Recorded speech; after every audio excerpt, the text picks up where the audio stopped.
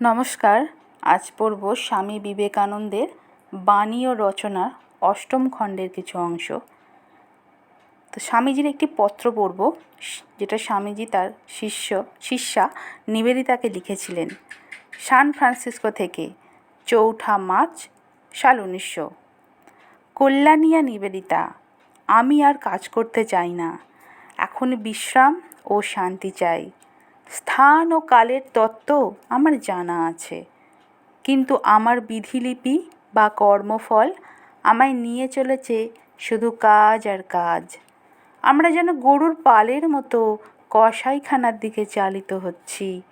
কসাইখানা অভিমুখে তাড়িত গরু যেমন পথের ধারের ঘাস এক এক খাবলা খেয়ে নেয়, আমাদের অবস্থাও ঠিক সেই রকমই। আর এই হচ্ছে আমাদের কর্ম বা আমাদের ভয়। ভয়ই হচ্ছে দুঃখ, ব্যাধি প্রভৃতির আকর। বিভ্রান্ত ও ভয়চকিত হয়ে আমরা অপরের ক্ষতি করি। আঘাত করতে ভয় পেয়ে আমরা আরও বেশি আঘাত করি।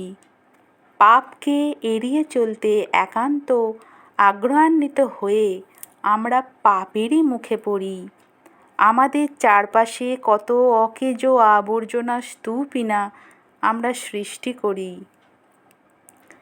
এতে আমাদের কোনো উপকারই হয় না, পরন্তু যাকে আমরা পরিহার করতে চাই তারই দিকে, সেই দুঃখেরই দিকে আমরা পরিচালিত হই। আহা, যদি একেবারে নির্ভীক, সাহসী ও বেপরোয়া হতে পারা যেত।